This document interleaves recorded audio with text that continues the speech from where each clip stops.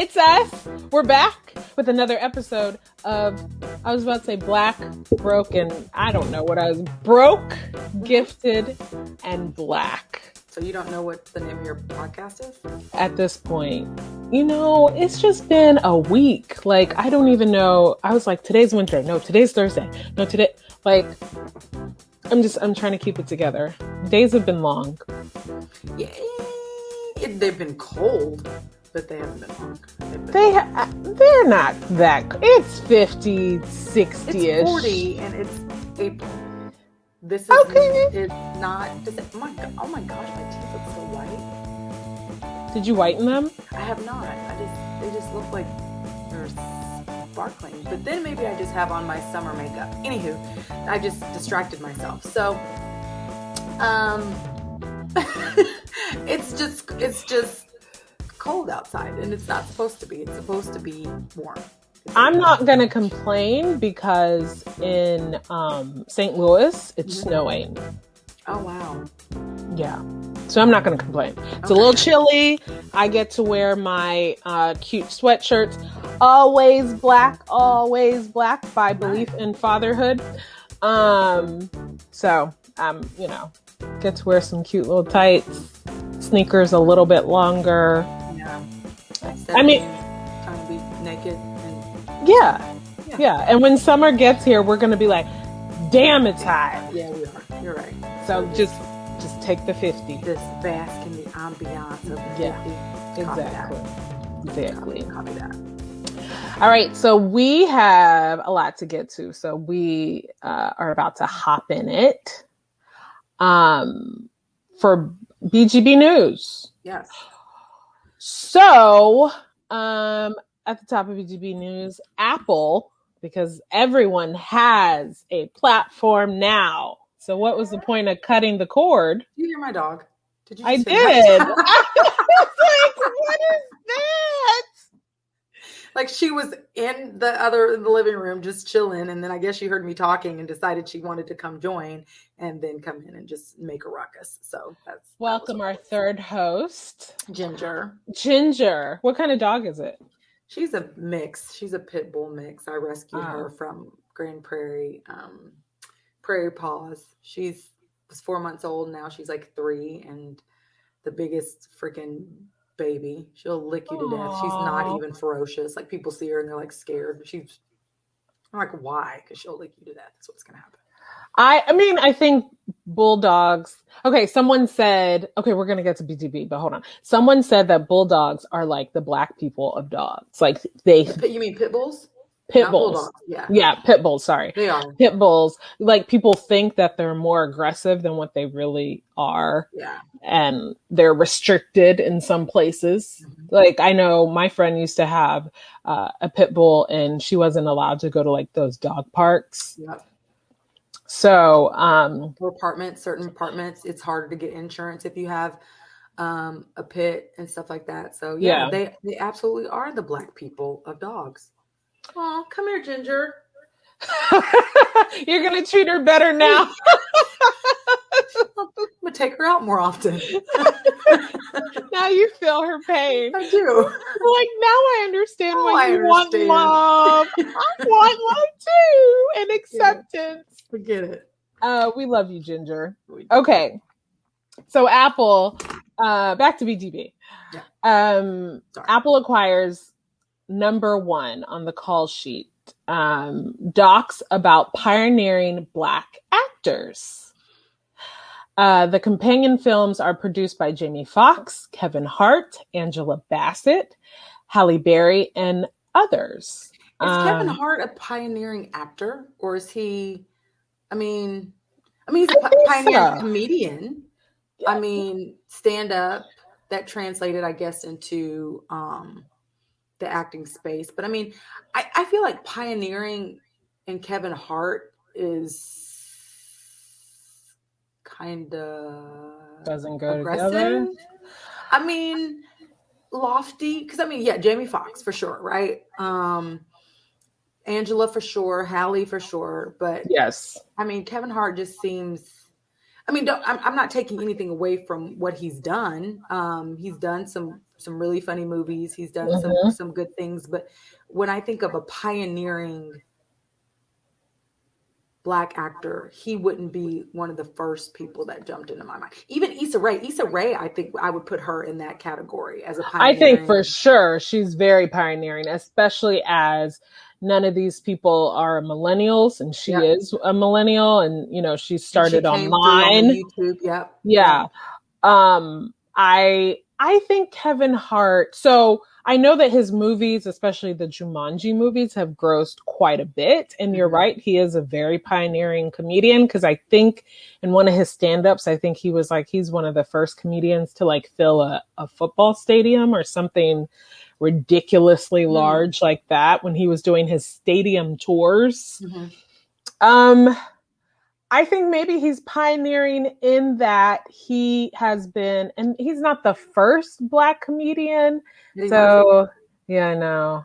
Like or even Bill Cosby, because remember he's injured. I know, but I mean, I'm just saying, like, that's if we're pioneering still for damn sure. I know. To start out to be like, he did stand up at one point in time, then he got the Cosby Show, and then he ended up in jail. Yeah. I mean, I guess maybe it's just his popularity.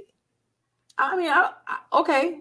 I don't, like I said, I don't begrudge him his success. But in saying pioneering, I feel like it just is a little lofty to throw his name in that hat.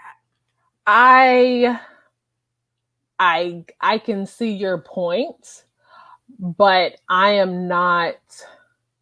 I honestly have enjoyed the Jumanji films. I'm trying to think of what else he has done. Oh, he did not Wedding Crashers, The Wedding Ringer. Oh my God, that movie is hilarious. He was so funny. Yes, it's called The Wedding Ringer, not Wedding Crashers. Don't be confused with. So Wedding Ringer is, it was him. I don't know the lead guy, and then Kaylee Cuoco. When did this come out? Gosh, maybe 3-4 years ago. It's like on TBS and TNT now. Like you can see it on like those channels.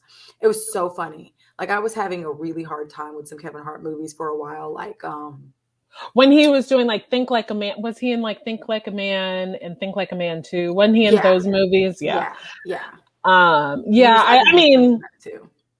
His like that, I felt like his performances were like, whatever. But he got better. Yeah, I mean, I'm not again, but I mean, even Tyler Perry. I would even throw Tyler Perry in pioneering. He's definitely pioneering.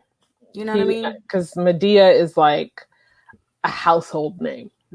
Everybody knows Madea. Now, either you dropped off at when Madea goes boo or whatever those Halloween movies are, because those were really bad. And maybe it's just because it says this is with backing from Jamie Foxx, Kevin Hart, Angela Bassett, and Halle Berry. So maybe they will feature some of these other names that we've thrown out there.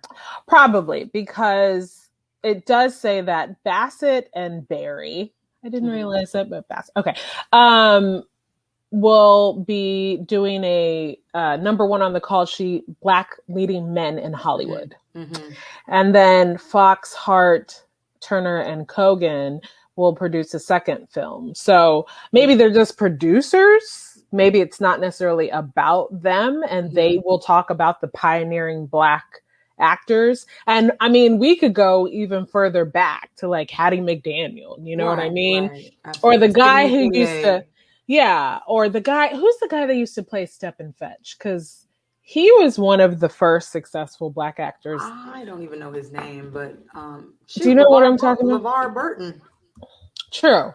Or the I'm really mad I forgot her name. The Black woman who was on Star Trek. Michelle. The one that had the first on-screen interracial kiss? Yes.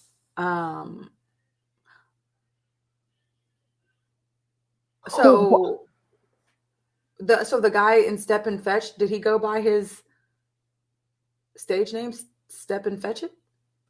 That's what I just looked up. I just looked it up. No. Nichelle Nichols was the first African American woman to play a lead role on television. Got it. Okay. The guy who played no, his name was not Stepin Fetchit. Listen, I just Googled what was the name of the movies. No, but he played the character Stepin Fetch. Okay. Like that was his actual character, and like people have I was watching or listening to something, I don't know, that like people have an issue with him because he played, this stereotype, but technically, what else could we have played? Exactly. But it's sort of like it's a double-edged sword, right? Because he's getting okay, his name Stepin Fetchit. Lincoln Theodore Monroe. Hush. Better known by his stage name, Stepin Fetchit. Okay. Lincoln Theodore Monroe Andrew Perry. That's a lot of names. It is. His parents were just and they're all first names. Except the first name is a last name. True. And they're all like presidents. Well, he is an actor of Jamaican and Bahamian descent, so that explains it. That explains him being named after a bunch of presidents? No, that explains all the extra names. Oh. Because I feel like Jamaica, you have 17 names?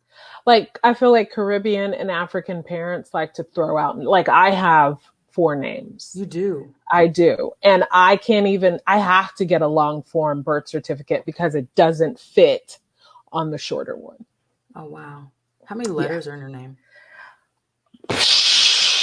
The first one has 11. Wow.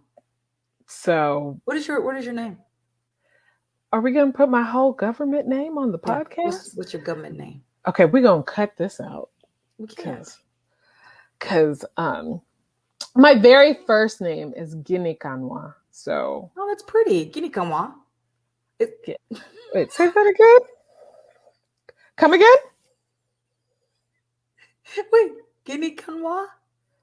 Okay. Guinea Kanwa. That's what I said, Guinea Kanwa. Yeah, but okay, you got to add the accent because you're like Guinea. It's Guinea. So Guinea, it sounds like it starts with a G, but it actually starts with an N. Oh. So it's Guinea Kanwa. Guinea Kanwa. Yes. It's kind of. Okay. You get a B for. In Guinea Kanwa. Yeah. And Chinoyelam. Okay. Yeah. And then my English name. Cynthia. Yeah. Cindy. I'm going to call you Cindy. No, please don't. Start calling you Cindy. Do not. Oh, everybody on the podcast, I want you to reach out to Cindy. No, even when I was little, I was like, ugh, Cindy, that's disgusting. So it's so long. I mean, even people at like when I was getting my driver's license, they're like, do you want all this on your driver's license? I was like, if you don't shut up. Anyway, not appreciate that. I know. So I think that's great. I would love to see who they feature in these documentaries. Yeah, agreed. So shout out to them. Also, side note, have you watched Jamie Foxx's new show on Netflix? I have not, but my mother-in-law told me, she was like, if you watch it, I need you to call me right away. She's like, do not stop. Do not pass go. Call me immediately. It's not good. That's what she said. It's not. And I love the Jamie Foxx show. Well, here's what I think happened. And this is what, she was kind of telling me, is that it was executive produced by his daughter. And I think that he was being a good dad, right? And jumping on board with this project that she wanted to produce. And, I give him props for that. I don't, because you need to tell your children it's bad. Like, just like we had that conversation about telling your children, I mean, don't tell your kids like, boo, you ugly, but be like, okay, if your kid, the ugly baby, right? Yeah. Because it's like, okay, if your ugly baby grows up, and sometimes ugly babies grow out of the ugliness and they become gorgeous adults, right? But your child is unfortunate, right? I don't think your child will be unfortunate, but I'm just saying, hypothetically. Mm-hmm. they grow up and they're like, I want to do modeling. Do you say, sure? No, I wouldn't. Exactly. I'm just like, Jamie Foxx is a super talented man. You could be like, honey, I like this idea. Let's finesse it to make it great. Mm-hmm. You know what I mean? Yes, he could, but there's also that child that could be against that. There could be an adverse type of but to without his backing, she would have never gotten the deal. True that. So I'm sorry if I just be honest with your kid, and his daughter is not 12. No, she's grown. She's on all kinds of stuff with him now. I think she's on that Shazam show with him. And she's a 20-something-year-old girl, woman, not even a woman. It's like, honey, you can stand to hear some constructive criticism. It doesn't have to be like, damn, this is shit. It could just be like, you know what? Let's make this better. I really like this concept. Let's make it better. Have you watched Them? I cannot. Okay. Have you? I have not. Okay, I can't. And have you watched? There was another one that was about a police officer from different sides of the street or something, different sides of the. Oh, the guy on the other side of the street or something like that. Yeah, apparently you haven't watched it either. No, because I saw a picture of a black man on the police officer facing a police officer. No, okay. I saw a picture of a black guy on the ground bleeding out. And I think the blood made the shape of the continent of Africa or something like that. I was like, I'm good. Yeah. I'm good. We're going to talk about that later, but I'm good. Right. I've been watching happy stuff. Okay. I even tried to watch The Serpent on Netflix, and I was like, if you want to really be happy, watch Schitt's Creek. I love Schitt's Creek. I have watched a girl that I went to high school with used to rave about it, so I started to watch it. Mm-hmm. My favorite is Moira. Oh my gosh, the bebe. Are you there with the bebe? Are you there with the bebe? David. David, no. Alexis. I love her. I would go back and just listen to her. I love that show. I actually might rewatch it. Thank you for reminding me. I have to finish. I'm like, that's one of my treadmill watches. So like whenever I'm running, it's a quick 20 minutes, right? So you can do like a quick 20-minute run, or 2 quick 20-minute runs, and you got your 40-minute workout in. And I'm in season 6. So that's the last season. No, 5. I'm in 5, so I'm almost I'm almost done. Myra, my voiceover coach does great impressions of her, and I want to have her on the show. She's going to be on the show later. I want to be able to like impersonate her. I have the David part, but like everything, like her inflection on words is it's perfect. Yeah, it's funny. She's great. So Hello got sidetracked like crazy. Yes, all the time. That happens all the time. Okay, it does. It's one day we're gonna stick to topic. Okay, and next.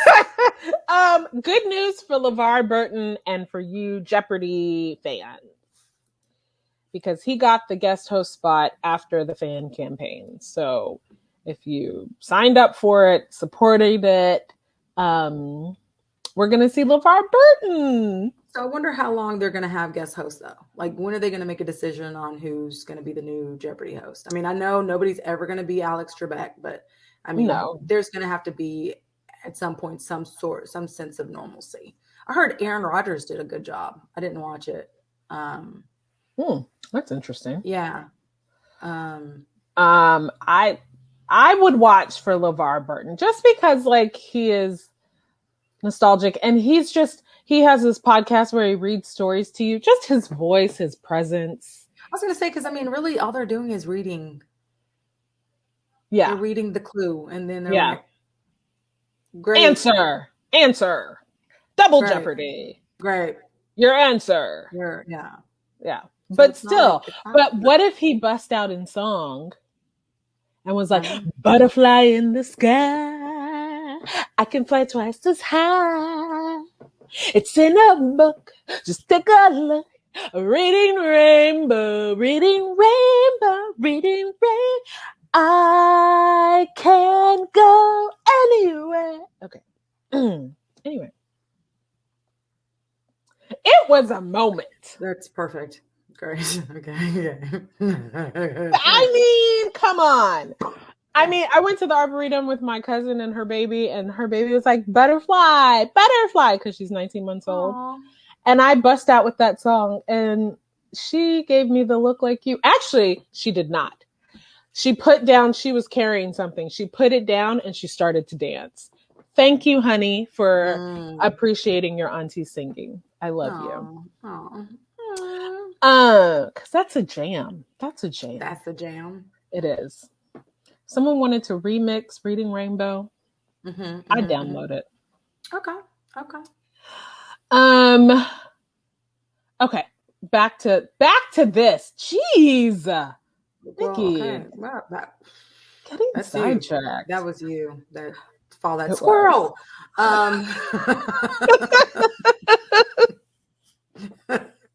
Jeez. Where is it? Squirrel. Butterfly in this case. That was you. Okay. So the Oscars are coming. Aren't they kind of late this year? I feel like they're very everything late. Is late. Everything is late because COVID has made everything late. I don't quite understand why it's this late, because with the Golden Globes, it was last month, and it's typically a month later that the Oscars come out. I feel like everything was in February. So January starts the award season. And then what, end of February, beginning of March is typical when the Oscars are, like very end of. And Golden Globes were in February? Were they in February? No, they were in March. Golden Globes were in March. So then that's right. Yeah. So Golden Globes and SAG Awards were March, and then Oscars is April. So it's right on time. It's just, it's late. But I mean, because I was really wondering, I was like, is there going to be even an award season because of the stuff that, I mean, because nothing really came out, because we didn't have a lot of things came out on HBO.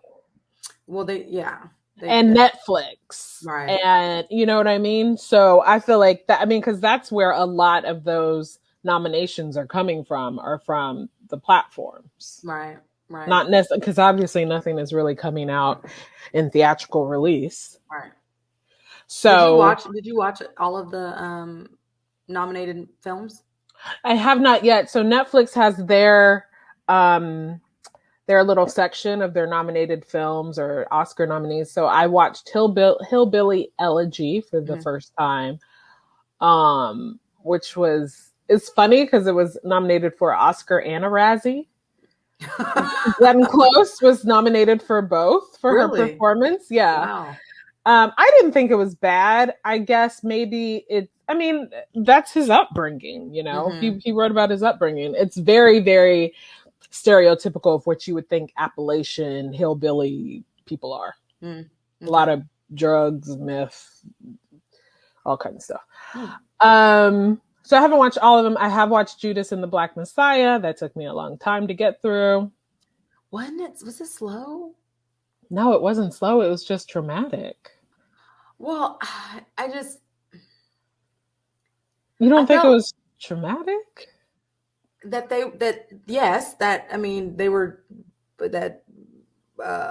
Lakeith Stanfield was a plant. I mean, yeah, absolutely. And the U.S. government directly targeted this young Black man because he was trying to bring together. Yeah, no, I mean, what in this world is not traumatic? True. Schitt's Creek, but still, it was a lot to know that because I was talking to my parents about it, because there is the Biden administration proposed changing the name of the FBI building to the Fred Hampton building instead of J. Edgar Hoover. Oh, I'm sure that's went over well. hey, I would love that. And my parents are like, why? And I was like, because the FBI killed him when he was 21. And I figured this man is a year younger than my mother. Who? Fred Hampton. He would have been a year younger than my mother. And to be murdered at 21, and they didn't know like who he was or, what happened. And so I just feel like it at least gave a better look into the Black Panthers. Yeah, no, I can definitely see that. I can see that for sure. Because I've had some people try and compare the Black Panthers to the Klan, and I'm like, they do that all the time. No, they do that all the time. Any movement that is, even BLM, Black Lives Matter, they're saying it's like the Klan. It's a hate group. I'm like, okay. Yeah. Okay. Yeah. Stop it. Okay. Whatever. Oh my gosh. I mean, it just like, and then like, there was something on social media. This guy was like, oh, well, why don't you should get rid of BET. Why do you have BET? How would you feel if we had a WET? I said, well, if you had WET, which is ABC, NBC, and CBS. That is your WET. The country, what's that country station? CMT. You got Fox News. You got everything. Everything. You have everything. You have everything. But we still, I mean, BET doesn't put out the best stuff. It used to, but it was bought by Viacom. Yeah.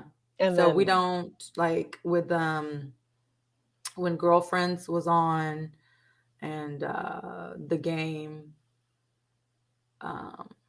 when it first, there was some good stuff. Well, when The Game went to BET, it kind of went. Right. But I remember BET when I would go to my cousin's house because we didn't have cable in my house, and they had like the BET like Teen Summit, and I loved 106 in Park when I was in college. That was like better than TRL to me. Yeah, it totally was.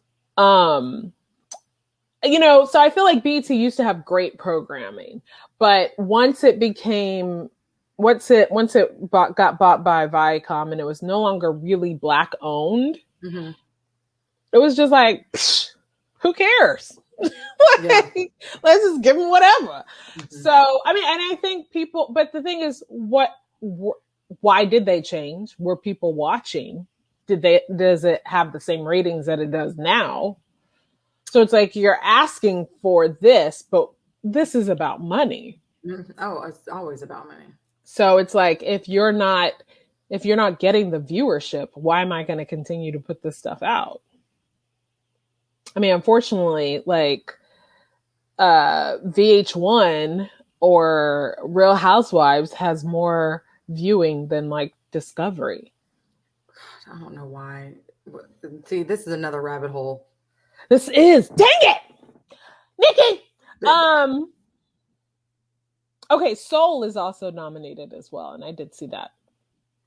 Yes, I did. I saw that too. It was good. I enjoyed it. Yeah, it was okay. Yeah, I was like, dang, he died going down a manhole. That sucks. I know. Yeah, that's one of those things. It's like you don't look when you walk. But I still enjoyed the movie. I'm hoping that Daniel Kaluuya wins. Of course, I saw Ma Rainey's Black Bottom. I haven't seen this Carey Mulligan movie. I haven't either. A Promising Young Woman. Yeah, I heard it was pretty good. I mean, I really, a couple years ago, I was like, I'm going to watch every single Oscar-nominated movie. And how's that? I don't do it. They're not always good. They're not. And so I just wonder, why are you nominated? Somebody thinks it's good. A lot of people. For you to be nominated, doesn't it have to be like a bit of a majority or something? Yeah. Did you watch The Trial of the Chicago 7? No. That's who did that? Borat? He was in it. Oh, he didn't produce it? No, he did that the Borat movie. which his co-star is nominated as well, which I thought that was very interesting that she was nominated. I mean, I think she did a he was great nominated job. too. You watched it? Yeah, I did. Was it good? I thought it was kind of funny. I mean, it's the same thing, and it's It's but it's very like it's incredibly just audacious. I will say that. Like he goes to high waspy society, and he's like, she needs to go. His daughter is there, and she literally lifts up her dress in front of these high society people, and it's covered in blood because she's on her period. Oh God. And you're just like almost, and it's like you're embarrassed for him, but he's not embarrassed at all. Wow. He's just like, yeah, she's dirty now. Like, I mean, whatever. I thought it was funny, and I needed to laugh, so I knew that would make you laugh. That is one that would make you laugh. It makes me uncomfortable, but it's like that laugh that you're just like, oh my God, I can't believe you're doing this. Right. So shout out to Sacha Baron Cohen. You know? I mean, if anyone can do it, you can. I think so. Yeah.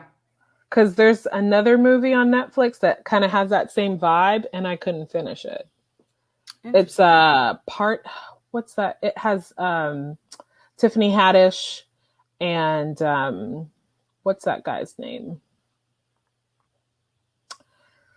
I'm gonna get it. Okay, moving on. Okay. I'm gonna say it randomly in the middle of the. Be in the middle. You're gonna just like spout out something, just like Okay. Yeah, pretty much. Okay. We do want to say rest in peace to Black Rob, who passed away at the age of 51. Yeah. Right after DMX, and they posted a video of him like in the hospital, and it was like, that is traumatic. Did y'all have to do that? Right, show that picture? No, there was a video like of the picture. Really? I couldn't watch it, but he was saying, and I don't know what the cause of death is. That really doesn't matter, but rest in peace. Because he sent out a rest in peace message to DMX, right? Yeah, and literally like 2 days later. Yeah. Wow. So, sending out condolences to his family, friends, fans, his people. Like, whoa will always be like whoa. Will always hold memories for me. Speaking of, yesterday was one of my favorite singers' birthdays, Luther Vandross. Oh, he turned 70. He didn't turn 70. He did because he's dead, and when you stop turning years when you die. Okay, you know what? I feel like in heaven, where he definitely is. You're not aged. You don't age. But that's the best of both worlds. So he's 70. He's 70 now. He's 70, but he looks however old he was when he passed away. 40 something. Dang, it's been 30 years since Luther been gone? No. Didn't he? Or 20. He died in the 2000s or the 90s? No, he didn't die in the 90s. The 2000s. Because he came out with Big Luther or Little Luther that died? Huh? I mean, what? I'm sorry, come again? This is the second time I'm saying come again to you. I said, was it Big Luther or Little Luther that died? I hate you. Anyway, he died in 2005. But I didn't mean it like that, because both of them died. But I just oh God, why are you like this? I can't. I just don't know which. I didn't mean it like that. I can't. I swear I didn't mean it like that. Because I cannot. Because I didn't mean it like that. I really didn't. I swear. Oh God, I'm sorry.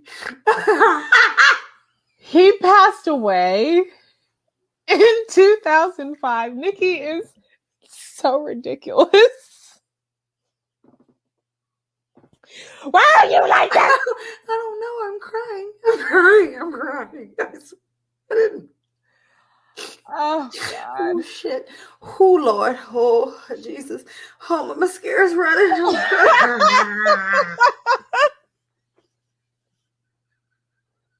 You got your shit running and everything. Oh my gosh. I cannot. Because I didn't. It just came out. I didn't mean it like that. He passed away in 2005, so not the 90s. So rest in peace. Yes. Luther. Happy birthday. That's what it is. Oh, happy birthday. Happy birthday. Happy heavenly birthday, Luther. Happy heavenly birthday. You know whose birthday it is also today? The Queen. Ain't nobody's queen. The Queen Elizabeth? She ain't my queen. But she's the Queen of England. Well, we don't live in England. We don't, but she's 95. Like that. I wonder what they have over there and what are they drinking that have them living that long? It's not about what they have.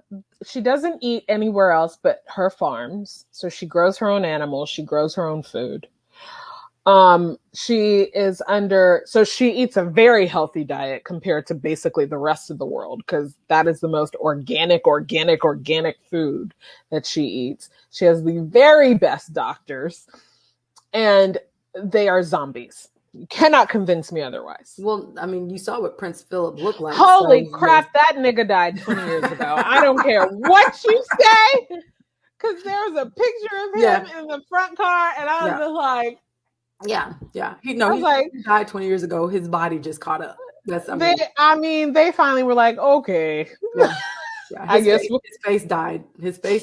But yeah. I don't know what blood of virgins they bathe in that's probably why Meghan left. But at 99, like he was 99.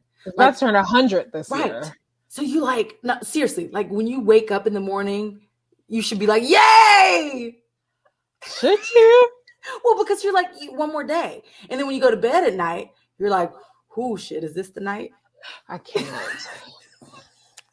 I remember there was this newscast that interviewed like the oldest woman or a woman that turned 100, and her name was Flossie, and they're like, Flossie, how do you feel? You're turning 100 today. You're having a birthday party, and she's like, I am tired. It's just like, oh my God. Oh my gosh. Yeah. She's like, I'm done. It's done. I'm done. She's like, I'm exhausted. 100 fucking years on this earth. Like they were like, you're not excited for your birthday party? She's like, I want to go take a nap. Like,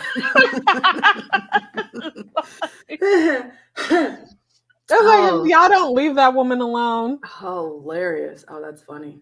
Oh gosh. Oh my goodness.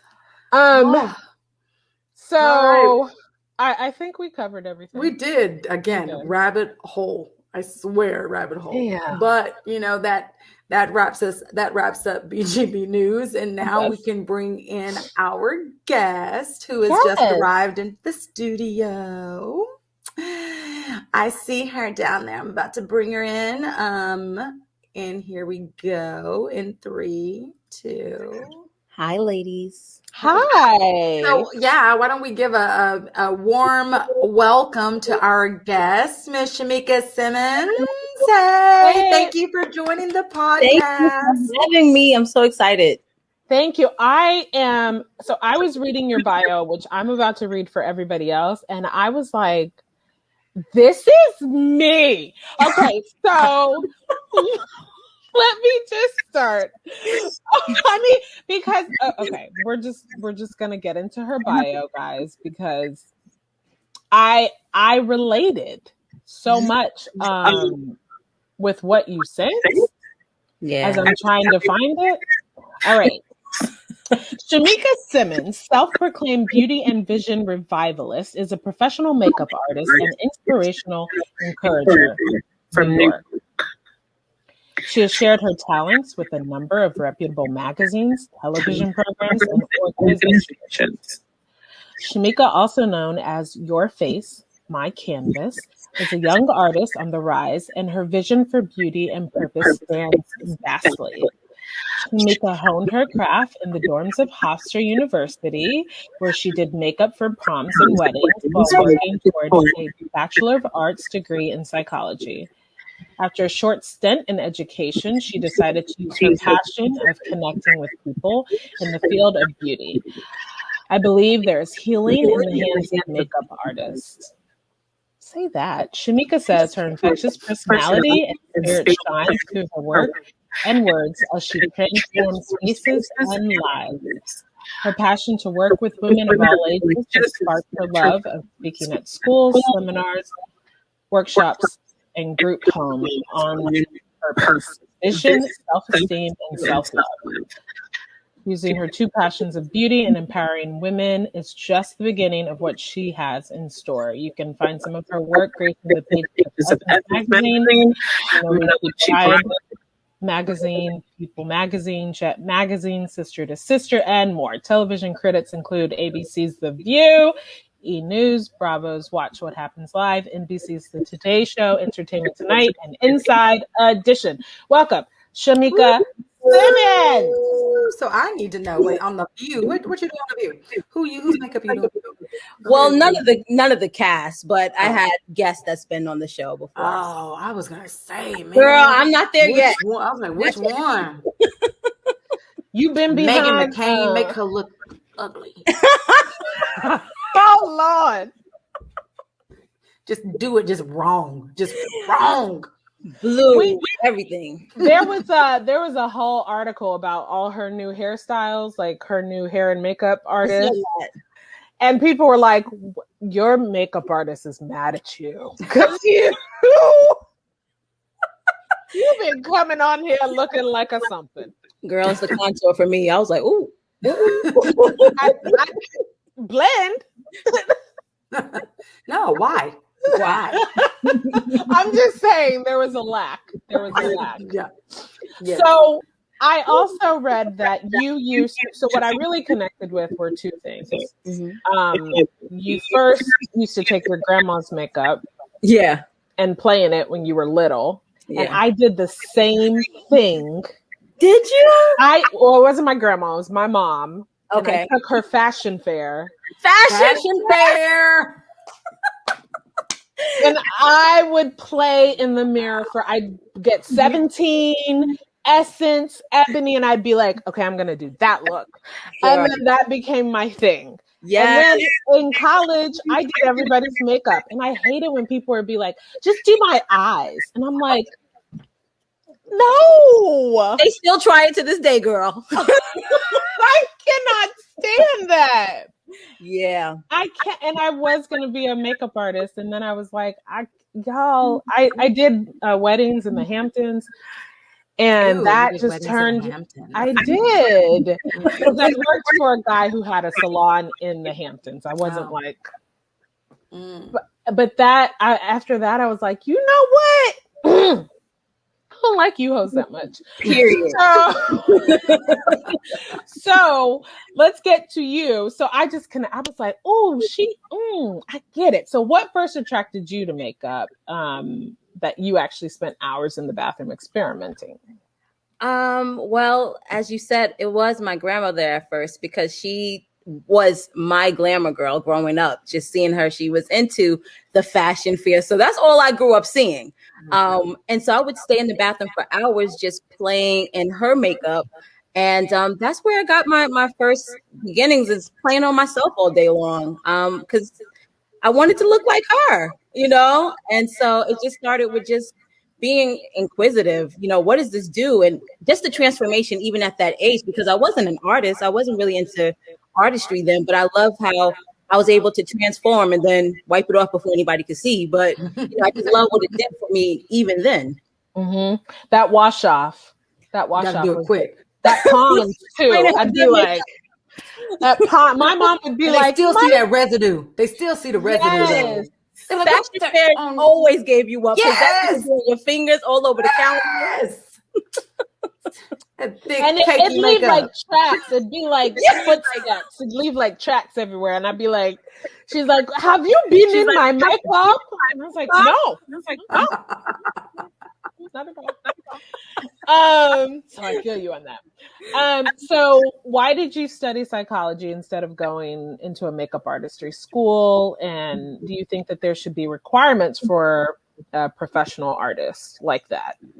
Oh, okay. So I've always wanted to be a school teacher. Ever since I was younger, it's kind of drilled into our heads, lawyer, doctor, teacher, And so I had a connection with kids and people. And so I just always thought I wanted to be a teacher because of my own personal experiences with good teachers growing up.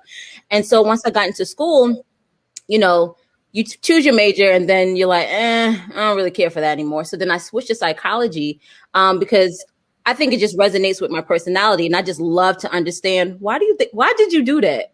What's going on in your mind? And so I love the study of the brain, the study of human behavior. And so I switched to that. So artistry was never on my radar. It just so happened to be something that I was good at. And I didn't really hone into that until college. And then, girls, I didn't even have any brushes, but I was still that girl on campus doing everybody's makeup with my fingers. Maybe 2 brushes, girl. Maybe. That's before, or it wasn't hygienic and things right. Like that. For the formals, for all the events on campus. Get your fingers. or those little like plastic looking brushes that came with those little applicators that came with the, be like, okay. Make one line with it. And that was make a line and then you just kind of like blend real hard. People's eyes are going like, and then the casing comes off and it's just that black stick. That's yes. That. Yeah. But they trusted me for whatever reason. So it really was just something that I stumbled on. I said, wow, okay, these people. And then I think I was maybe charging like $15 or something like that, because it wasn't anything big to me. It was just, I was transforming girls on campus and everyone loved how they felt once they left my presence. So that kind of planted the seed in college that this may be something down the line, but I still was focused on my career of being a counselor. I was like, okay, I want to be a counselor or a psychiatrist, something in the field of mental health, And so, but yeah, makeup wasn't on my radar. And to answer the other question about if I feel that you should have some sort of studies in that area in order to get into that field, I'm not. I think it does help to have just some sort of schooling and education behind you. So if that is the direction that you would like to go, not everyone stumbles on their purpose and able to just hone into it. And I started off with assisting a lot of people. I didn't go to school for it because it was not my main focus. I didn't even work at a counter. A lot of artists, they do get their start at counters or they go to a makeup school, but that just was not my journey. That's just not how God set it up for me. So once I started to zero in that, okay, I'm kind of nice with it. Let me see what else can happen. Let me see what doors can open. I just started to, become more serious, reach out to people and I never said no. I just went in unafraid and just kind of leapt. So that leads us into our next question. So, I mean, how did you make the leap from, education to becoming your own business as having your own business as a makeup artist? And what were you teaching before you? So before I became a professional artist, I was working as like a counselor, I would say. It was for a nonprofit organization. And it was my demographic was kids involved in gang activity. So I had a really rough crowd that, underserved. And, I really helped them out. And I really love what I did. But me and the guy that I worked for, my boss, we didn't get along at all. But I just was so focused because I went to Hofstra. I'm not sure if you guys know about Hofstra, and Hofstra is hella expensive. And so I was like, okay, I got to make this work. And, I didn't think about other streams, other avenues, tapping into other gifts that you had, because I was just focused on, this is what your piece of paper represents. So you have to go full throttle with this. And so I do thank him for pushing me into my purpose, because after a while, I think just the tension, even though I did my job, he just did not like me. And he eventually let me go. And when I tell y'all, I was devastated. And so I just didn't know what else there was. So I was looking for other jobs in my field, like, okay, well, maybe I'll look into social work. Because I'm just getting out of school. Once you just get out of school, no one's hiring you because you don't have the experience, no matter if you have a degree. So I was just like in that place. And so phone calls started to come, like, you still do makeup? And I'm like, I don't even own brushes, guys. Like, why do y'all keep calling me about makeup and trusting me with your face? But I think I got one really good gig. A girl was doing a music video, and she was like, I just remember your work from Hofstra. And I was like, okay, I'll come. And I think the rest is history. I started to just really hone into it and apply myself, because I was like, okay, these people, they're respecting the kid out here. So maybe you should, respect yourself and really invest in yourself. So I learned to stop saying no and just to go for it, and just to really, put myself out there. So that's when Facebook kind of started popping off. Facebook was fairly new because it was just only for college students. So I was able to start putting pictures on there of my works. I would do makeup on friends, or even if it was like a free photo shoot, like, oh, we're just doing a test shoot, I would just say yes, yes, yes. So I started to build my work up from there and just start putting myself out there. Well, wow. So you brought up Facebook. So what do you think now about Instagram and like the social media trends of online influencers and, like celebrities, delving into makeup? You got, the Kardashians over here doing all kinds of video tutorials and lips and shit. Do you think it's taken away from the professionals? Because Kylie, like, I'm sorry, the tangent. Kylie is over here with this lip gloss and didn't have lips for the longest time. So, like, how you gonna do lip gloss and you didn't have no lips? You just got lips. She put it on her chin. That's how. Not the chin. Kylie just got lips, girl. And you knew the lips. And did. And blew up. And blew up because of it. So, like, what are your thoughts on like these trends and everything like that? Well, you see what my thoughts are. But anyway. I know, I love it though. The thing is, if I could be honest, I wish that I would have taken the blow up and the come up of the internet when it first happened, because I think I would have been further along. But I was just so old school in my thinking, like, just work hard and just put yourself out there and carry business cards. And, so that was my train of thinking, like, just apply yourself. And then these kids started just puming past me. And I'm like, wait, hard work don't matter anymore? You just have to have a good filter and a good picture and just promote yourself every day and buy followers and you just blow up. I was blown away at how the game changed. So I had to now kind of shift my thinking, like, and I'm still not where I should be when it comes to promoting myself, because I really just think that you do word of mouth and, you get recommendations and referrals. And I like to work closely with people that I know that know someone. And so, the game changed. And in terms of these celebrities, I think they do cut in a lot into people that are professionals and have been doing this for quite some time. And you download a few good filters, you have a good caption, and you're soaring.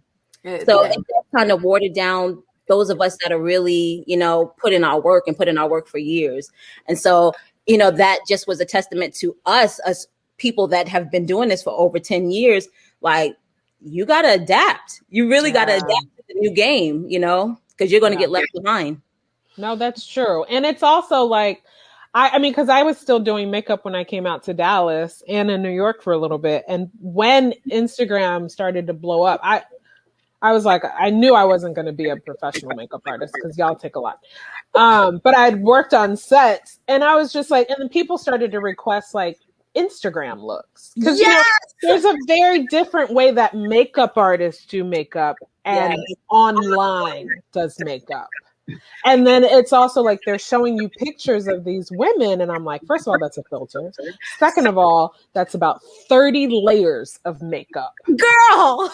That if I did that to you in real, and this is for a wedding, not for like an Instagram post, you would look like a monster. Please stop. Like, or it's like, I want this contour. Girl, you don't have cheekbones. We are going to recreate them, but you're not going to look like that. That has been, I think, one of my biggest vices since the age of Instagram is when I ask, like, what's your inspiration look? Even for brides now, and they're showing me an overly filtered look, or it could be Black women like us, and they'll show me Kim K or another white woman. I'm like, ladies, they bought that. We have that. Why are you showing someone that we have these features? So we don't have to, look like them. Let's work with what we got and just enhance that. And so even with that, having to turn away clients or clients being turned away from me because I'm like, I have a certain aesthetic that I like. I have a certain aesthetic that people come to me for. Beauty, glam, clean look. I like when people turn around, they're like, oh, wow, I like how I look. I still recognize myself. Mm-hmm. So when I have a lot of the new clients or younger clients or even celebrity, celebs from television, reality stars, a lot of them want that overly filtered look. So I'm like, okay, girl, it was a lot of like being flexible and adapting to this new age. Yeah. I'm in a makeup group and they're always like, I'm a makeup artist, not a plastic surgeon. But like some people really think you're about to change their face. And it's just like, but hey, listen, I have seen some videos of people that turn into like Michael Jackson. Okay, say that, but hold on. Say that again. It's a video because when you see them, I'm doing makeup for people in real life.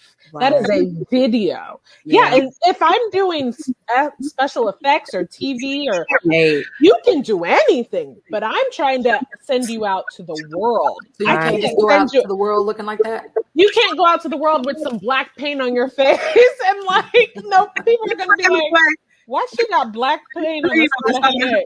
Girl. It works in a video. Yeah. Okay. Yeah. So you talked about when you started to actually do your makeup, you did not have brushes. No. You got brushes, I'm assuming. No. I got brushes. So if someone like you wanted to start doing makeup, what are 3 things you would advise them to do that maybe you didn't do? Okay, brushes. Brushes. I thought people were going to sit on my couch, so I didn't have any brushes. But I would say brushes. Also, items that you can use for multi-purpose. I think one of my biggest mistakes when I first started is I went straight to MAC. And I was like, oh, all girls love MAC. So I just bought everything MAC when I first started. And then, you'll get clients like, oh, that breaks me out. Oh, I can't, and I'm like, oh, stop. So that was an oopsie for me with just sticking to one brand because you have different textures, different complexions, and, not everything works for everyone. So I would say diversify your kit.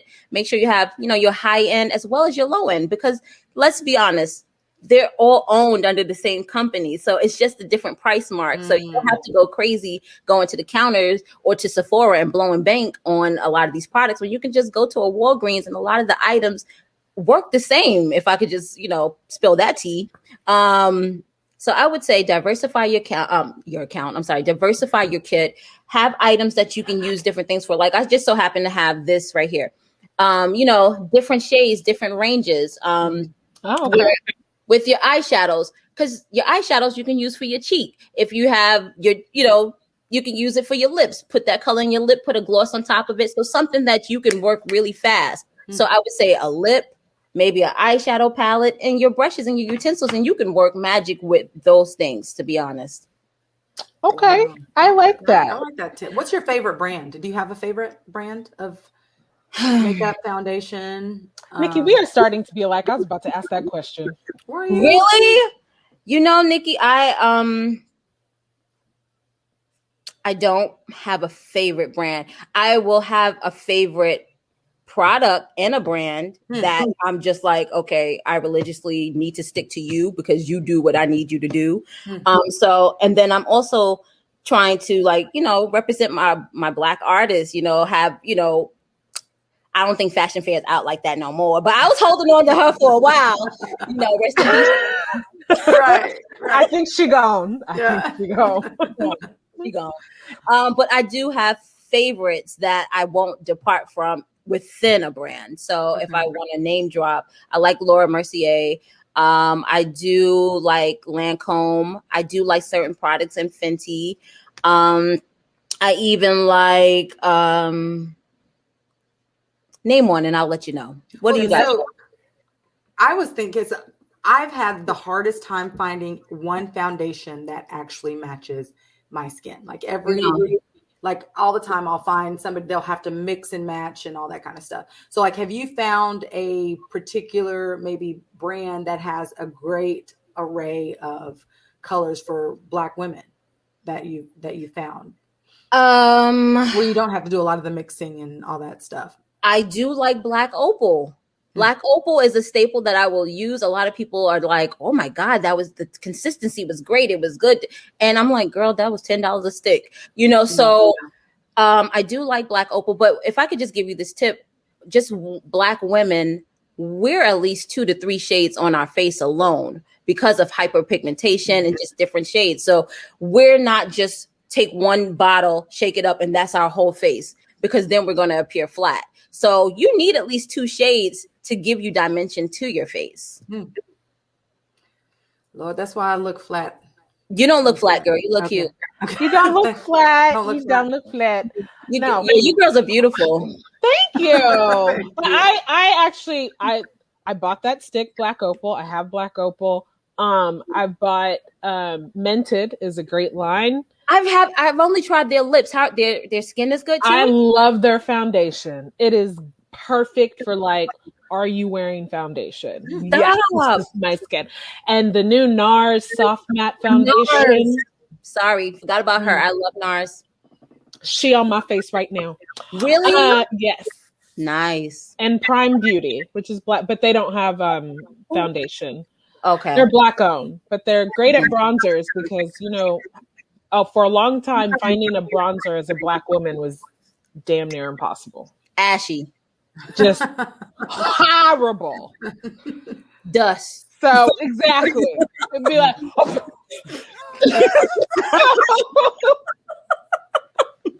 Right. So I feel you. So what do you use for your primer? Not your primer, your bronzer. It's called Prime Beauty. Oh, it's so Black that's owned. okay. Yeah. And Mented also now has bronzers as well. What about the lip bar? Have you girls gotten into the lip bar yet? I haven't, but they're sold at Target and they're very easily accessible. And I bought a friend some lip gloss and she loves it. I kind of put a moratorium on makeup because of COVID, and I haven't worn makeup a lot.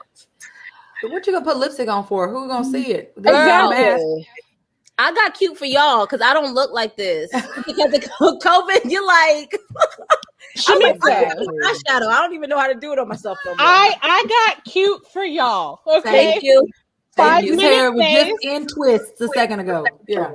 I let down the twist this morning. I was like, let me go ahead. I'm gonna run some errands. Let this hair out for the day and for the podcast. Now, 5-minute face now. Like I had everything. Like I've given away so much makeup because I'm like, I ain't wearing this. Yeah. So and you really, like you said, I use the bronzer as an eyeshadow. I use the bronzer as a blush. What else I need? Nothing. Nothing. So I could literally, this is like, you're one of my dream guests because I'm obsessed with makeup. Okay, go ahead. It's so much fun. So how did you start working on sets with celebrities? And what celebrities have you worked with? Who do you work with? Chrissy Teigen? No, I haven't. I think she's gorgeous. She is. She has cheekbones, guys. And she's funny. She does. How did I get started? It really fell into my lap. If I could be just totally honest with you, to see where I am now, I would never have mapped this out for my life because I didn't see it for myself. But once I did get focused and kind of zeroed in on everything, I was like, all right, we're taking off running then. If this is what I'm going to do, I'm going to be really good at it. And so I just became fearless. And I started to use my connections and just people that I would know that did something, or people that I like, I'll say classmates from Hofstra that used to work, in the media department. And I'm like, okay, she now works for BET. He's now with MTV. Hey, if you ever need a makeup artist, let me know. I'm flexible. I'm right here in the city. I'm right here. I'll travel to wherever and so just putting myself out there and just running the risk of hearing no, because you're going to get no. I've heard no a lot. And just seeing where the chips may fall. So I think just putting myself out there and being fearless, writing people, contacting people, passing my card out, going to networking events, because that's what we did back then. We didn't have access. The computer wasn't like what it is now. So just, you had to really be in the trenches to get your name. I was like a mix, like handing out my mixtape, like, Yo, I rap. I do makeup. I got brushes now. I got brushes. So just, and then, betting on myself, ladies. I just had to bet on myself, Facebook. I think MySpace, I did. Top 8. Top 8. MySpace.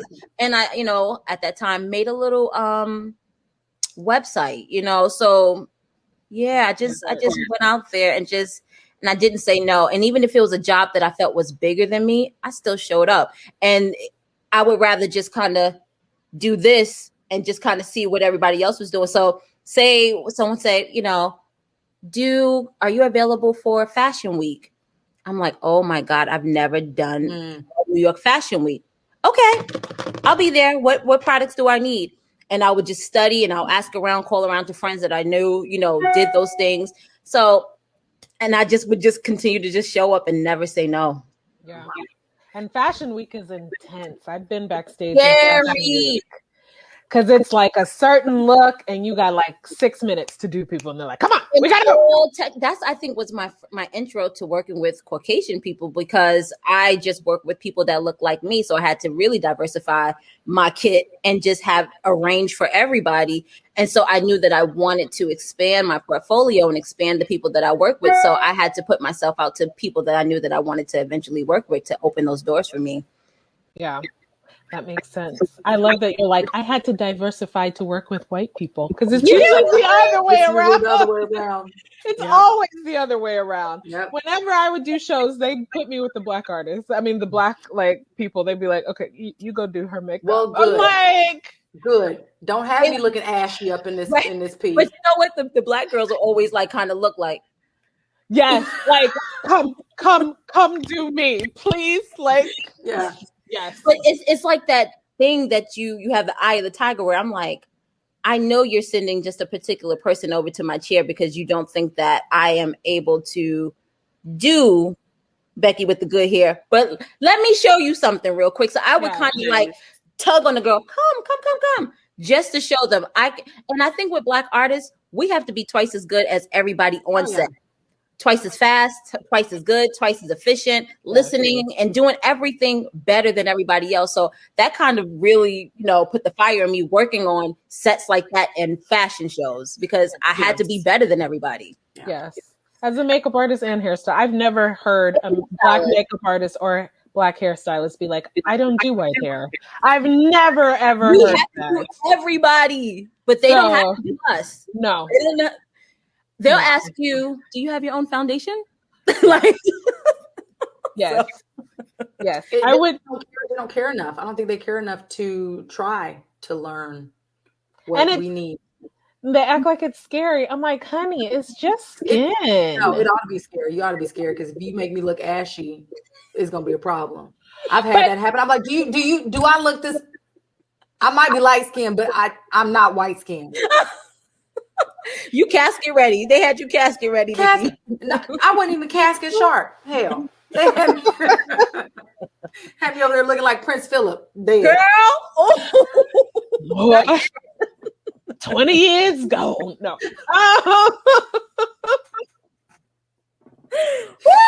Oh my goodness gracious. Okay, so going back to like extending your kit, what are staples every artist should have in there? Girl, you keep on hitting your elbow again. Same spot. And she records in the same place every time. Like, so it's not different. It's not new. Okay, Nikki. She's having a day. We switch off on who can have their days. Today's it's Nikki's day. It's Nikki's day to have her day. Yeah. So what are staples every artist should have in their kit? Gosh, no. Let's see. Okay. Makeup wipes. You do need makeup wipes. I would say a palette similar to what I showed you, but that was for eyeshadow, but a palette that has a little bit of everyone's colors, or a palette that consists of primary colors, because at the end of the day, we're painters. I'm sorry, my ear thingy. We're painters. So if you know your color theory, you can create anybody's complexion with your primary colors, your blues, your reds, your black, your whites, and you can make a brown. You can make anything and alter those things. So if you have a kit that has those primary colors, or a kit that has at least your lightest to darkest, and this is one thing that I would say to new artists: don't go out and buy a complete line of anything. Buy your lightest. I would say get like 3 shades, because you can mix. You become a scientist, a mad scientist, when you're blending for everybody. So you have your lightest, maybe your middle shade, and your darkest, and you could create anything you want. So don't buy every shade of any line, because you're going to spend a lot of money. Trust me, I made that mistake. So your wipes, a palette to create foundation, because you can do anything with that. You need good skin. Even if you don't do eyes or anything like that, you need good skin for television, whatever area that you're working on. And what else? Brushes. Yes. And brush cleaner. Brush cleaner. Yes, especially in the age that we're in now. COVID has changed the game with how we work. Even though you should have been clean before with your alcohol and your brush cleaners and things like that, but now this just took it to a whole new level where you have to just be really conscious of the people that you're working with. And of course, your disposables, everything. Before, we could just have our brushes and spray, go to the next client. Now you're like, oh no, you might get me sick, my kid sick, my next client sick. So disposables. And those will help save you, cleaning as you're working, because you're just tossing, and that'll save you time, and time equals money. Yeah. So, you don't have to stop to do those things. The last couple sets I've actually been on, they've given me my brushes. They've just been like, here you go. So I have like a whole bunch of sets of brushes. I got brushes. Wow. That's dope. I know. I was excited. Yeah. I was like, I got all kinds of brushes now. It's like, I get paid and I get brushes. You leave with a goodie bag.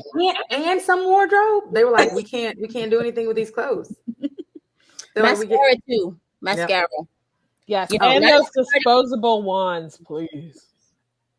Yeah.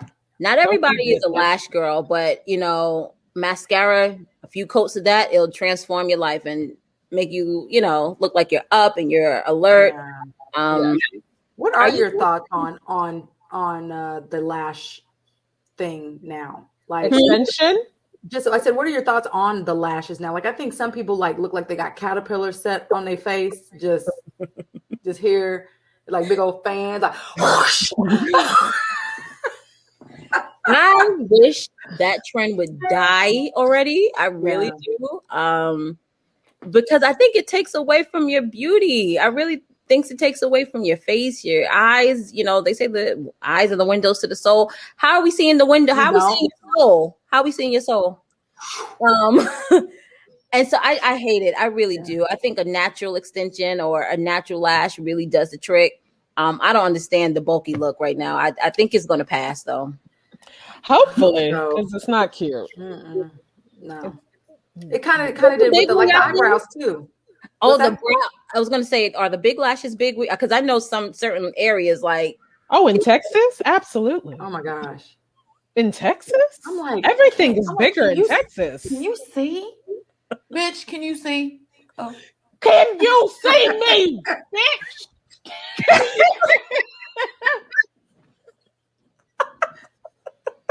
Y'all look crazy. Get into car accidents because of my lashes. Your ass couldn't see you. Couldn't even look to the left or the right. Oh, Eyelashes in the way. I know, because I don't know if you like you know where they need you on the set of Married at First Sight, because they do interviews with the people who are like married or whatever. This one girl, speaking of lashes, Who's talking about Paige? Paige, her lashes, her left eye was closed. Wait, is that the one that's been going through with Chris? Yes. They were doing an interview with her. Her left eye was closed. It was like this. Because she been through it with Chris. You remember that? Because she been through it with Chris. That's why. Because Chris did that to her. Chris put on them lashes. Let me tell you something. I went back. Yes. I love Chris. I want to be a good wife.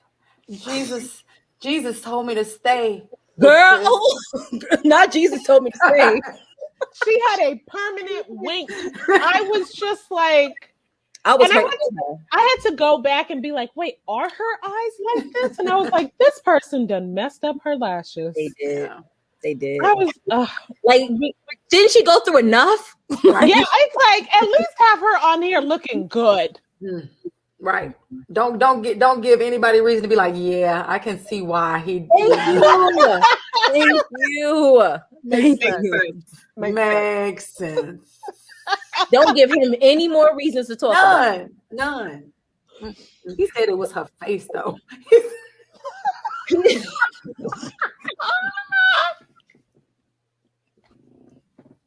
I'm like, you ain't gonna say it's my face. What you not gonna say? This man said he had a nervous breakdown from your I wanted to smack him. Have you seen your face? Have you looked in the mirror lately? I can't say. Because you are not Idris, bruh. You not. Yeah, nothing. Someone said it looked like he'd been kicked in the face in utero for 18 months. I was like, her.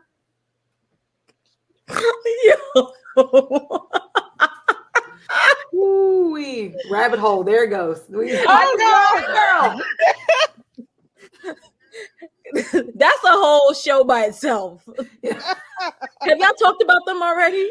We gave him a bath. I think our last episode. Yeah, we gave him a broke as fuck award because we were just like, nah, sir. Yeah. You've done too much in the name of what? And wait, is tonight decision day? Is it decision? Next week. Next week. Okay. Next week. I think I'm behind. Day. I think I'm behind an episode. I need to go ahead. Yeah. I needed. So next season, Married at First Sight, Shameika Simmons. Did you hear that?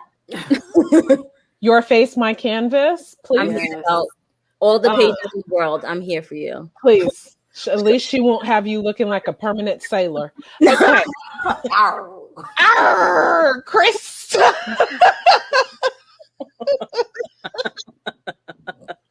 We love you, Paige. You're going to get somebody. We do love you. Yeah. We're praying for you, boo. You're beautiful.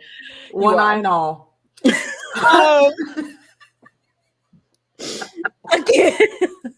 Sorry. Today. Okay. All right. We are at the point we ask everyone our broke advice, gifted advice, black advice, and makeup advice. Wow. Okay. Those are all very deep. Okay. The broke advice. I do think broke is a mindset. And so until you change that, you will be that. And I have been broke. and I was not a good steward over my finances, especially being an entrepreneur. You make a lot of mistakes because there's really no rule book to it and you're just winging it. So I would say really get your money together, even before you decide to leap into whatever career that you're trying to do.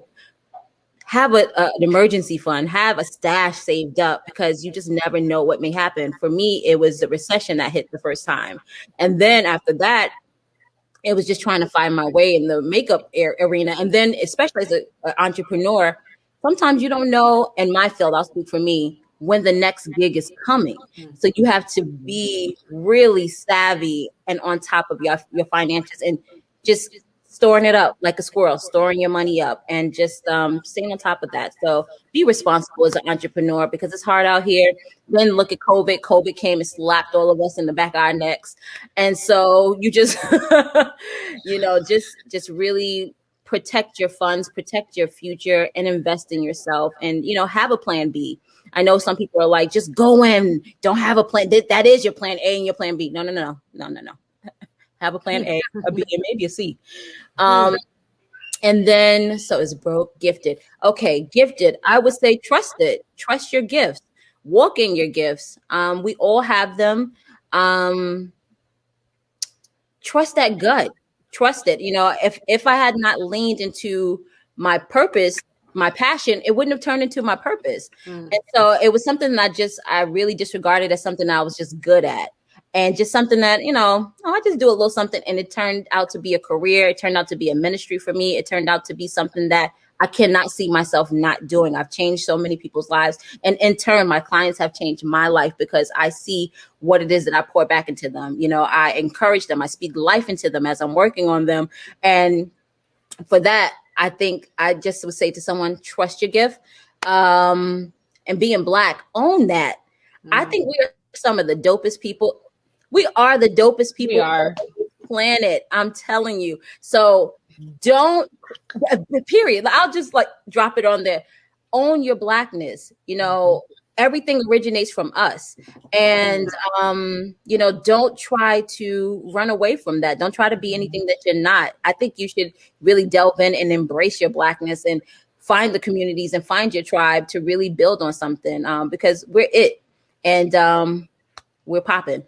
And what was the last one? Makeup advice. Makeup advice. I would say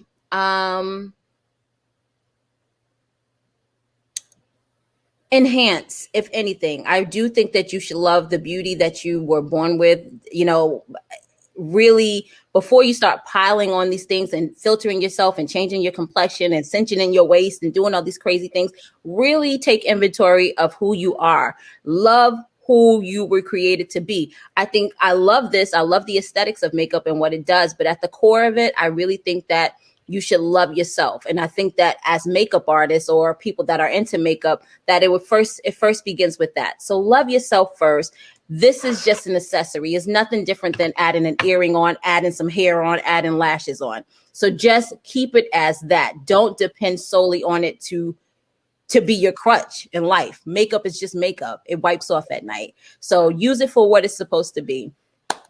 Yeah. And wipe it off at night. And clean your face. Clean, good skin means great makeup. Okay. Yes, it does. Say it again. Thank you so much, Shameika, for being on the podcast.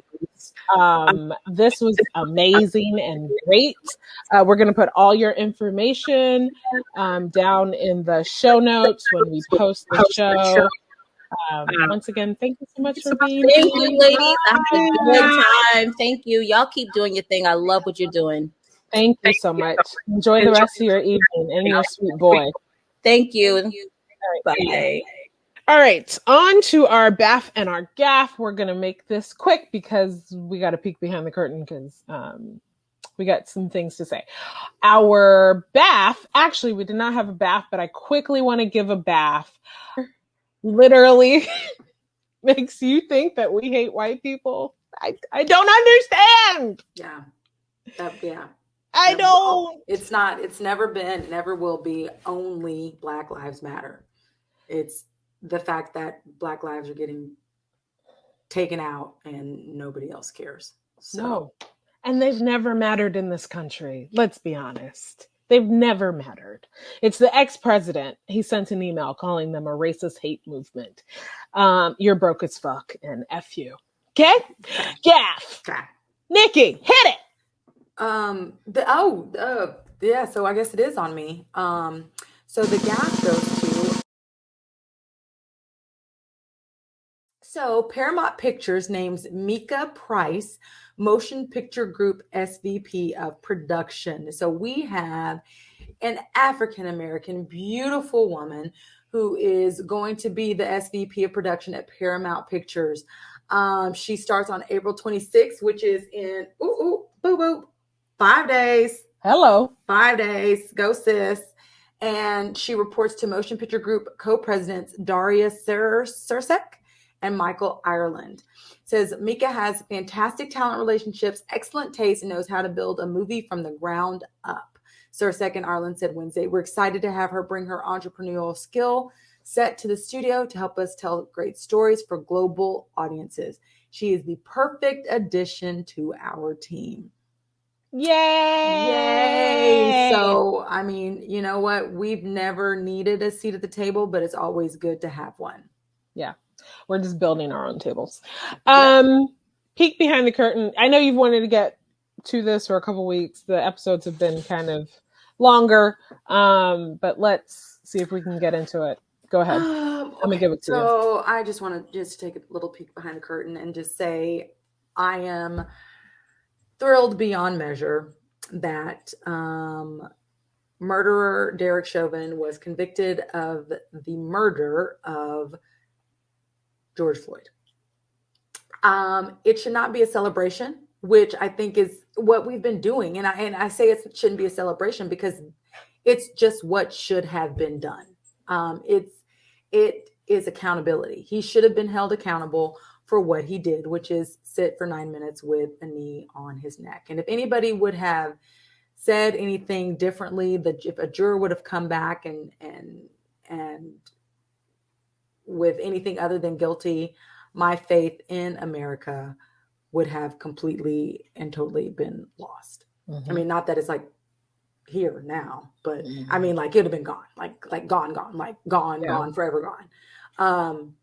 But you know, but the sad part about it is that the same day, minutes later or before a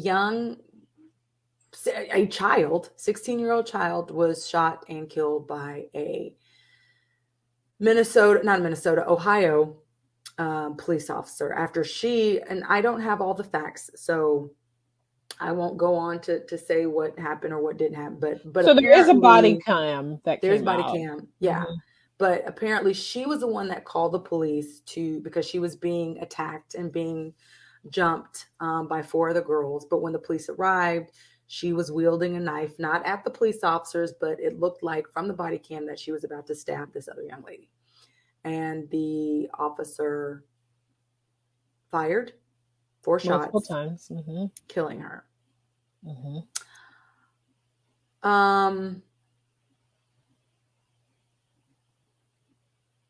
Yeah. Here's the thing, though. He didn't yell a command. At least I didn't hear it. No. He didn't think to use a taser. Right. You could have yelled a command with a gun. And regardless, people are now trying to justify it. I even see Black people trying to justify it. Guys, police are not supposed to kill guilty people either. And if Dylan Roof can be taken alive, if that mass shooter in Colorado can be taken alive, if the Capitol rioters, except for one person, can be taken alive or just let out the door, why is it shoot first? Yeah, I don't understand that thought process of shoot first, ask questions later. Like I just, yes, but here's where we need to take some accountability too as a people. I recall on the body cam footage, a man said, oh my gosh, it's a baby. That was a baby. It was a grown man that said that. Why in the hell was he allowing these girls to fight in the first damn place? But see, the thing is that do you jump in because he could have been stabbed? As Do a you grown jump in? man, No, I mean, I totally get it, but it's like, and okay, I think it was her dad. They were saying it was her dad or something like that. Like she was a foster home. I mean, again, sure. I don't have all the facts, but the thing about it is, yeah, you do. If you see your child, if this is your child. Now I'm just saying this is your child. If you see your child going at someone with a knife, why are you going to let your child do that? I would not. Right. But I would not. But I want to get the whole story. But here's the thing. I don't care what the whole story is. She shouldn't be dead. Have been shot. She shouldn't be dead. Yeah. Because quite frankly, I have seen some horrible fights just be broken up. Yes. Like kids on the ground being smacked into. Well, there's a whole knuckles, brass knuckles at private schools. Yeah. Well, there's a whole saying that says don't bring a knife to a gunfight. Exactly. So it's why are you shooting? She has a knife and you didn't make a command. Like there was nothing. What did you say? He said, put it down or get down or there was 2 commands that were yelled. And then she continued to move forward on this young lady, which is on this girl. Yeah. So again, I don't know why the gun was out in the first place and not a taser. Like I don't taser understand. The girl. Yeah. Taser her. That I don't get. You know, and people are like, well, why didn't they shoot him in the leg? They don't teach officers to shoot in the leg. They don't teach people how to shoot in the leg. When you go get your license to carry, you shoot here. You shoot center mass. You shoot center mass. Because that's the biggest part. That's the biggest part. They don't teach that. You shoot somebody's leg or try to shoot somebody's leg, you're likely going to miss. Yeah. So they don't teach that. So when everybody, is saying, oh, she should have shot him in the leg. The taser, why do you have a taser if you're not going to use it? Yeah. If you never, ever, listen, she can be wrong. Yeah. She can be, she shouldn't have been having the knife, although you can call it self-defense. If 4 people are trying to jump me, I can't sit here and say, if I get some kind of weapon, I'm not going to wield it at you. Because sometimes I think I hear sounds in my house and I'm like, I have a machete. I have all kinds of things. See, and trust me. Be a cop. That's why I couldn't be a cop, because I would shoot at everything. I'd shoot white people, black people, the squirrel. But that's why you're not a cop. Yeah. I'd shoot at the butterfly. I shoot at my shadow. Bam, bam, bam. But that's why you're not a cop. And that's why I'm not a cop either, because I am a little, I've gotten better as I've gotten older, but it's like I'm a little too jumpy. Yeah. I'm a little too jumpy. And it's like, but you're trained. Yeah. And we need to train you to be better and not so jumpy. Yeah. You're not supposed to shoot guilty people either. I'm tired of this. And when you think about it, it's ridiculous that cops are killing people in the street. It's crazy. Especially 15-year-olds. At this rate. Yeah. It's crazy. Yeah. That wraps up the show. We are done. This is going to be quite a doozy. Follow us, Broke, Gifted, and Black podcast. We'll be back in 2 weeks. Thank you to Elijah Nelson for editing our podcasts. You guys stay safe. Keep your peace. See you in a couple weeks.